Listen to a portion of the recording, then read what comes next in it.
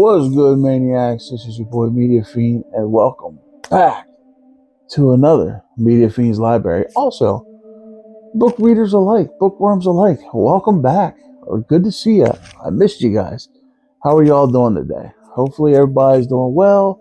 It's been all right for me. Like I said, I don't know if you heard last video. We've been handling some very personal family stuff, but we're getting through it. So, getting through it.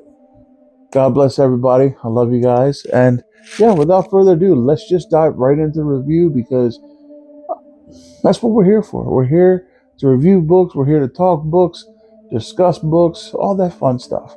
So, before I get into the review though, just know that when your boy talks books, he gets excited and he sometime maybe gives a little bit of the plot away. So if you haven't read the book, come back, let me know in the comment section what you thought of the book, or read the book, come back, and then let me know what you thought. Okay, so without further ado, if I ruined anything for you guys at this point, I do apologize. Here we go. So, in this episode of Media Fiend Book Club, we are going to talk about the book by Ben Farthing called I Found a Lost Hallway in a Dying Mall. What can I say about this book? Well, first, let me read you the synopsis, and then I'll get into my thoughts of the book.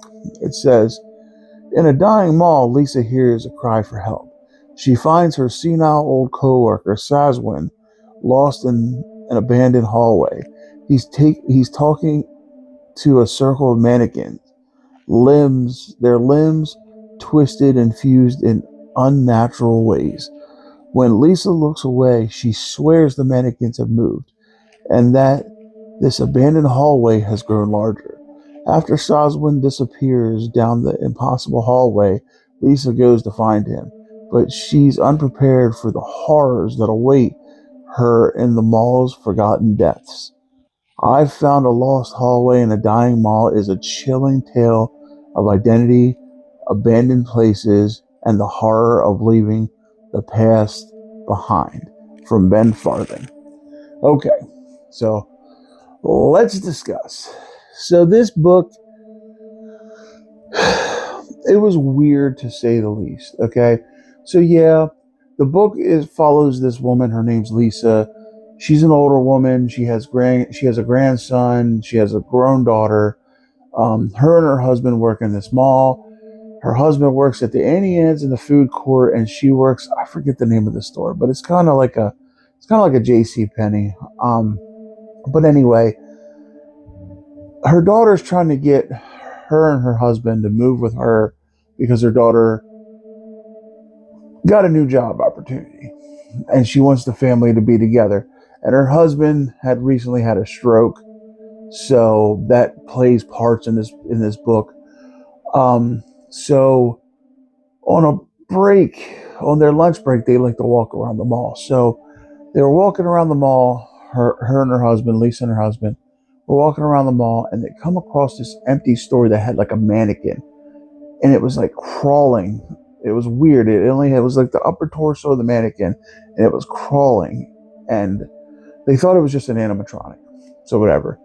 So the husband goes back to work, and then she hears her old co-worker who went senile singing a song he used to sing down an abandoned part of the hallway. Well, she goes down there and she finds him.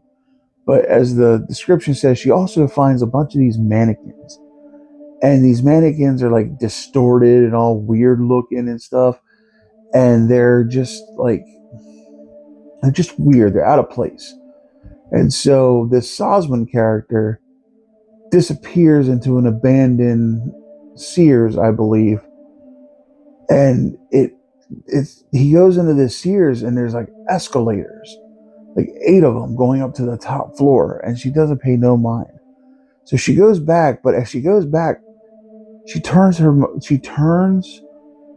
attention away from the mannequins, and they start moving. But every time she looks at them, they don't move. So a lot of craziness ensues, and she ends up going into this Sears with her husband to find this Sazwin. And here's the thing. Her husband has had a stroke. Okay, so and he's having the symptoms of somebody who's recovering from a stroke. She puts him in so much peril to save this coworker. It almost pisses you off that she could put her husband in a predicament like what's going on in this book to save somebody who she worked with. You know, you would think she would care more about her husband than a coworker. You know what I'm saying? Anyway, she does that stupid stuff, and the whole time in the book, it's the excuse that she can't leave somebody behind. She has to help everybody, you know. But she's willing to put her husband in a predicament where he could get hurt or killed to save this person. Okay, so anyway, you come to find out if these mannequins touch you, they like suck you into this alternate dimension. It's really weird. Like everything gets further and further away, like almost like an endless desert, but it's like a mall. It's like an endless hallway. Because there's a point where she gets sucked in, the mannequin touches her, and it's like she gets sucked into like the abyss of the mall, and it takes her forever to like get back to where she was. And then when she gets back to where she was, what does she do? She goes back and messes around again. So like she was insatiable in this book. She really pisses you off, like just how she is. And then towards the end of the book, when they go up to the abandoned Sears to the second floor, they find this thriving mall that has all kinds of stuff in it. And then this, like, I guess it's his demigod or whatever, who's alone and he's going crazy. He's the one who created these mannequins, I guess, to make, I don't know. It was weird. It was a weird book. It was one of them rabbit hole books again. This was probably the worst of the bunch so far. And the ending was meh, you know. All in all, it was an okay book. I give it, if I have to give this one a score, it's going to be like a 3 out of 5, 2.5, 3 out of 5. We'll go 3. I'll give this a 3, and that's being generous. This one wasn't that great of a book. I didn't like the main character. I thought she put her family in a lot of turmoil for something stupid. I feel like she didn't care about her family like she should have. I didn't like the whole mannequin body horror thing they were going for in this one. Just the explaining how like some of the mannequins looked. It looked like they sound like they wanted to do straight up body horror. All in all, it was an okay book. It's a very forgettable book out of the series. Definitely the worst of the series. And I thought the circus tent one was bad. This one was worse than the circus tent one. It wasn't scary. I do recommend you read it just to say you read it. I have the whole series, but yeah, I definitely recommend it. You at least check it out for yourself. You might like it.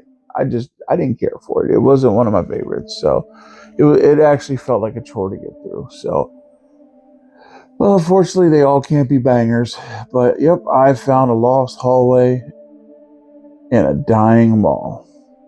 3 out of 5, being generous. So there that. Now there comes the point of the video where I tell you what the next book in the series is that we're going to read in the M3diaFi3nd Book Club world. And sticking with the series of the I Found and Ben Farthing, we're going to read the final book of the I Found series. I've read the whole series for you and reviewed it for you guys. And here is the final book. I think this is the 5th and final book, and it's called I Found the Boogeyman Under My Brother's Crib. Look at that cover. That looks cool. And let's read what this says. The boogeyman is waiting to tuck you in. Ooh. Rachel's parents have a simple rule: 5 hours of sleep. No more, no less. But after 6 months of this simple schedule, Rachel's exhausted mind plays tricks on her. She sees things that can't be real. like the boogeyman in her little brother's room. When no one believes her, Rachel takes matters into her own hands, but her sleep-deprived state blurs the line between reality and nightmare. Is the grotesque figure with too many teeth just a hallucination, or is there something sinister lurking in the shadows? A gripping tale of family expectations and the horrors that hide in plain sight from Ben Farthing, the king of creepy. No one is doing what Ben Farthing. I don't know if that's a review, but yeah. I found the boogeyman under my brother's crib. So we'll check that out, and then that'll be our next review on M3diaFi3nd Book Club. All right, guys. With all that being said, I love you guys. Thank you guys. Don't forget to hit that subscribe button. And yeah, till we meet again, this is your boy M3diaFi3nd saying, as always, be chill. And we out. Don't forget to read a good book. Talk to y'all later. Peace.